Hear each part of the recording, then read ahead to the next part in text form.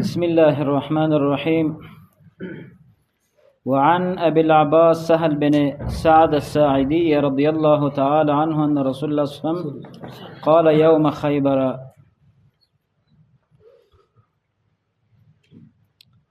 په دې باب کې بل حدیث د ابي العباس دا راوړي،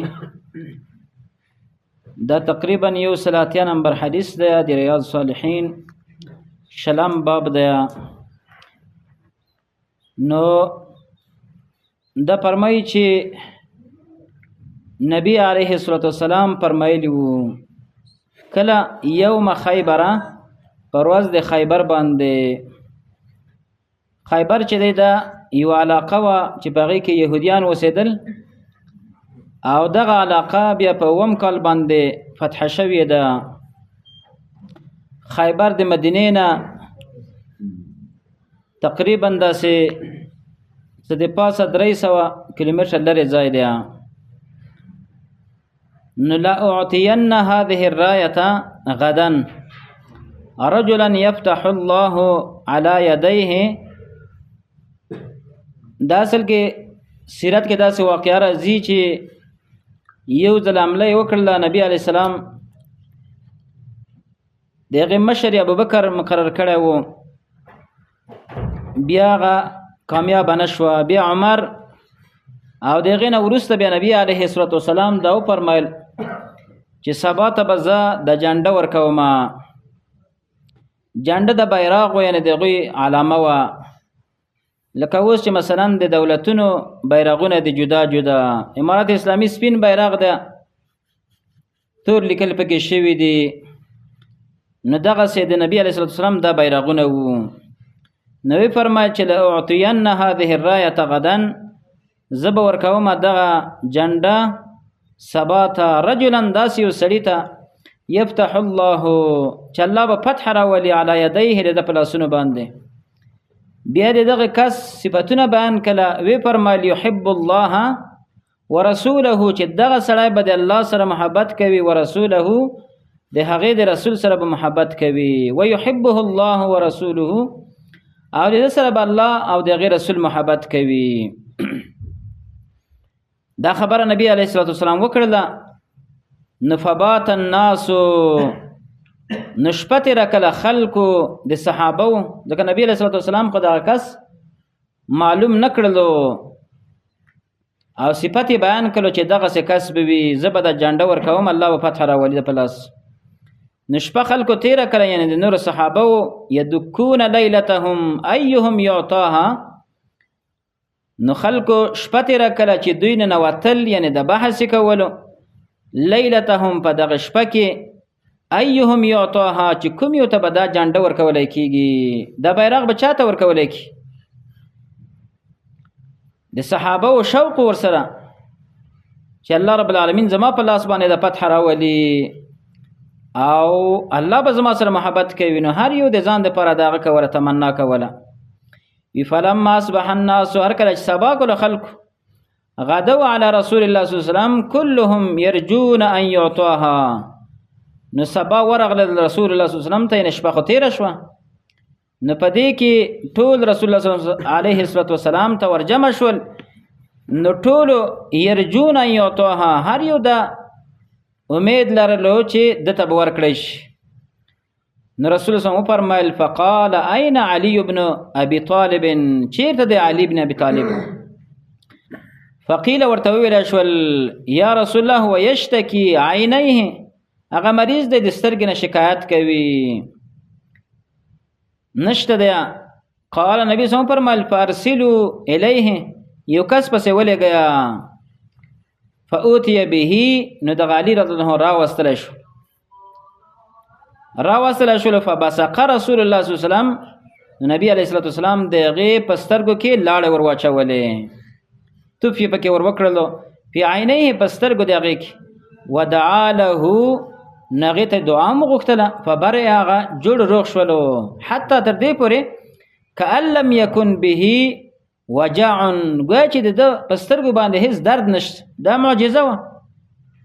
فاعطاه الرایه، نو نبی اسلام هغې ته د جنډه ورکړله. قال علی رضی الله عنه فرمایل یا رسول الله وقاتلهم حتى يكونوا مثلنا، زه به دوی سره جنگ کوم تر دې پورې چې دوی مسلمانان شي، یعنی حتی تر دې پورې یکونو چې دوی شي مثلنا زمونږ په شان ته. د دې نه معلومه شوله چې اول به سره دعوت ورکړي، او د دې نه دا معلومه شوله چې صحابه کرام د پوره په اسلام باندې روان وو. موږ تاسو به دا خبره نشو کولای چې زموږ په شان ته شي. موږ تاسو کې اسلام هغه سه شان ته نشته د کوم چې الله زموږ نه غواړي. فقال رسول الله ورته فرمایل انفذ على رسلك تزا،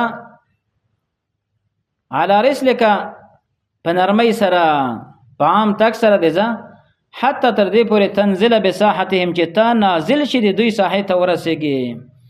ثم دعوهم الى الاسلام، بیا دوی راوبوله الاسلام، اسلام ته. اول به دعوت ورکوي اسلام ته. واخبرهم، او دوی ته خبر ورکړه بما یجب علیهم، په هغه څه باندې چې به دوی باندې واجب دي. دا ګوره دلته یهودیان اوسېدل، یهودیان به اسلام ته دعوت کولی شي. بیا به وروسته که دوی اسلام قبول نه کړلو نو بیا به وروسته ورسره قتال کېدلی شي. بما یجب علیهم من حق الله، د حق د الله نه، یعنی په هغې باندې به ته خبر ورکړي چې لمونځ دی، روژه ده، زکات دا شی نه دي. فوالله لئن یهدي الله بک، قسم په الله که چېرته الله رب العالمین هدایت وکړي ستا په لاس باندې، یعنی په ستا سره ستا باندې الله یو سړي ته هدایت وکړي، واحدا یو کس، خیر لک، دا غوره دي ستا دپاره، من حمر النعم، د سرو اوښانو نه. دا حدیث تمام شولو.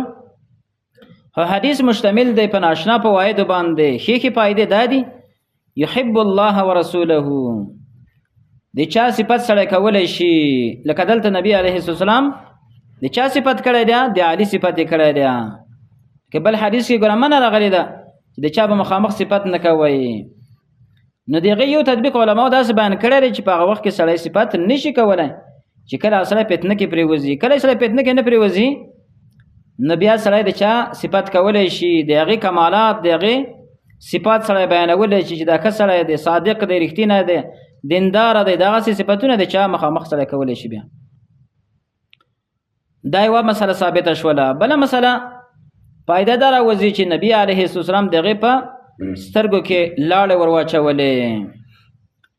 نو دا معجزه وه د نبي علیه السلام چې هغه سترګې بیا روغې جوړې شو، دعا یې ورته وکړله. په دې کې بله مسله دا هم ثابته شوله چې چاته د انسان د لاس نه خیر رسیږي باید خیر ورورسوي. نبی اسلام دلته خیر د لاس یې رسېدلو چې هغه څه و چې هغه لاړې ورته کولو، دعا ورته کولو، نو هغه ورته وکړله، نو الله رب العالمین هغه روغ. بله مسله دا ثابته شوله چې کله سړی د چا سره جنگ کوي نو اول به جنگ نه ورسره کېږي د کافرانو سره، بلکې اول به دعوت ورکېدلی شي. د دعوت نه وروسته که هغوی انکار وکړو بیا به قتال کېدلی شي.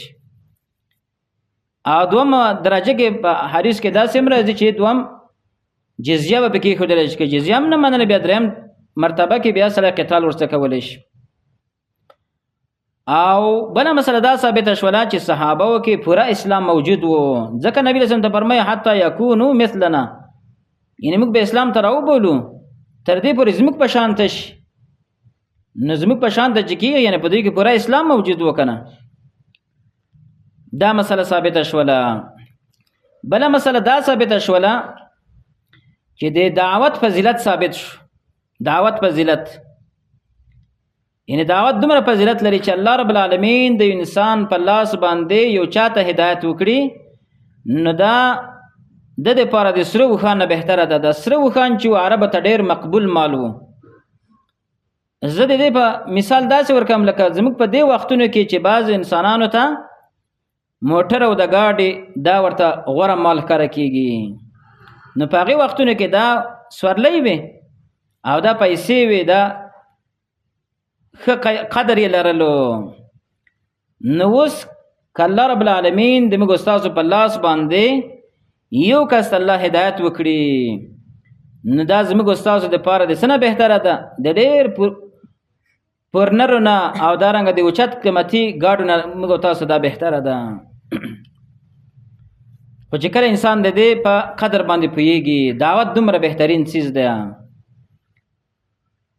نو دا بنی وی چې مثلا خد تم دعوت وکړو نر تم وکړو وړو کیم تم وکړو نه هر چاته چې دعوت وشولو که ماشوم چې مدرسې ته راوستلو دغه ماشوم عقیده جوړه شوله دا بس دعوت دا دغه انسان د پاره صدقه جاریه شوله دا ناشنا خبره ده سړی خپل لور ته یو صحیح لار وښودله زوی ته وښودله گاونډي ته وښودله ملګری ته وښودله دا ټول پکې داخل دي د دعوت ماده به سره په ځان کې پیدا کړي او د دعوت ماده څنګه پیدا کیږي دا پیدا کیږي د علم نه او د علم نه ورسته چې کله په انسان کې عمل رش د عمل او د علم او دارنګ تعلق د دین د وجنه په سړی په زړه کې درد پیدا شي یو فکر ورسره پیدا شي فکرمندي ورسره پیدا شي نو د دې نه بیا انسان کې سره پیدا کیږي دعوت ماده پیدا کیږي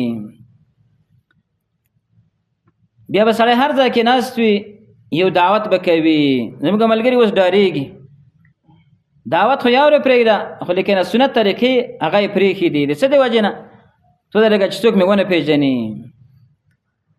سنت طریقې یې پرېښودلې نه دعوت باید وشي که نور نشي کولی خو په بدعاتو کې سړی باید شریک نشي که نه بل حدیث راوړي وعن انس رضی الله تعالی عنه انه فتن من اسلم انس رضی الله فرمایي چې یو ځوان د اسلم قبیلې نه راغی یا رسول الله انی اريد الغزو زه اراده لرم د غزا ته ځم جهاد وليس معي ما تجهز به نشته زما سره هغه شی چې زه ځان په تیار کړ نو رسول الله صلی الله علیه وسلم فرمایل ایت فلانن پلان کی ته ورش فانه قد كان تجهز فمرض پلان کی ته ورشه غي ځان تیار کړو فمرض نو مریض شول یعنی لاړ نه تیاری نیوله و د جهاد لپاره فاتاه نو دغه صحابي راغی غیت فقال ورته فرمایل ان رسول الله صلی الله علیه وسلم يقرئك السلام نبی علیه السلام پتا باندې سلام ویلو ويقول فرمایل نبی اسلام چې اعطني الذي تجهزت به تما تراکړه هغه شای چې تا تیاری نیوله په غي سره فقال دې سړی وویل دې صحابي و فرمایل یا فلانتو اعطیه خزه ته غو کله چې پلان کوي اعطیه ورکړه د سامان الذي هغه تجهزت به هغه شی ورکړه چې ما تیاری نیوله او به په غي سره ولا تحبسي تم بند ومنه د غینه شي نشه یعنی څومره شیونه چې ما د غزا او د جنگ او د قتال فی سبیل الله لپاره تیار کړی و دا ټول شی نه ورکړ هیڅ شی ما پرې را کور کې دغه چیزونه نه فوالله قسم بالله لا تحبسي منه شيئا نبندوي تا دغه شی نه یو شی فیبارک لک فیه چې پغې کې به تا ته برکت واچول شي یعنی مطلب دا چې کتا یو شی کور کې وساتل نو پغې کې برکت درته ونه چول شي په دې حدیث کې بعض فواید دا دي اوله خبر دا ده چې کله سره په خپل نشي تللی نو بل ولګي غزات په خپل سره دعوت نشي کولای د بل انسان یا د داعی سره کومک وکړي شي دغه د کور دغه د نور ضرورت هغه وکړي شي کومک ورسره وکړي شي دا یو پایده راوتله بل پایده دا راوتله چې سلام ویل دا په حدیث کې ثابت یو سره چیرته زیته ورته وای چې پلان کې ورور باندې زمام سلام وایا یقرئک السلام دې حدیث نه دا ثابتېږي دا زموږ پښتنو کې دا شی ډیر وو چې چیرته بتللو نو پلان کې باندې زمام سلامونه وایا چې چا دا ول سلام په وایا دا خبره د حدیث نه ثابته شول چې دام صحیح کار دی اې دې نه به دام ثابتېږي چې کله تا ته سلام چا راولېږلو چې پلان کې سلام در باندې ویل نو علیک السلام بسره وایي ځکه دا بیا واجب دی سلام سنت دی او جواب ورکول واجب دی نو علیکم السلام بسره وایي لکه په خدیجه رضی الله تعالی عنها باندې الله رب العالمین سلام را لګلای وو څومره اوچت شان دی دغه چې الله رب العالمین جبرئیل علیه السلام را ولېګلو سلام ورته ویلو دغه حدیث نم دا ثابتېږي بل مسله دا ثابت شوله چې د نبی علیه السلام د امر چې خلاف یو شی وشي نو په هغه کې به برکت نه وي لکه لا تحبسي منه شان فیبارک لك فيه د دې نه معلومه شوله چې کته یو شی ترنه بند وساتي نو په دې کې برکت نه درته چول کی وجه څه د وجه دا چې تاب د نبی علیه السلام د امر خلاف کړی وي د دې نه دا مثلا ثابته شوله چې هر هغه انسان چې به د خپل کاروبار کې په دکاندارۍ کې په تجارت کې غدر کوي خیانت کوي دوام نمبر شاید په اول نمبر باندې خرڅوي بدل شاید اصلي په نامه خرڅوي دا ټول خیانتونه دي دا ټول د رسول سنت طریقو خلاف عمل دی د نبی اسلام د اقوال خلاف عمل دی نو د دې وجه نه پغې کې به برکت نه وي د نبی علیه السلام په سنت طریقو باندې عمل کول دا سبب د برکت دی نو د دې وجه نه تاسو ګورئ ډېر دکانداران ډېر تجاران هغه د رزق مخکې د دوی ورپسې دي آرام یې نشته دی د دې وجه نه چې هغوی په د خپل کاروبار کې صادقان نه دي الله برکت نه دی ورته اچولی په دې کاروبار کې او نه دارنګ الله رب العالمین اطمینان ورکړی دی الله رب العالمین د موږ ته په سنت طریقو باندې عمل را نصیب وګرځي بالله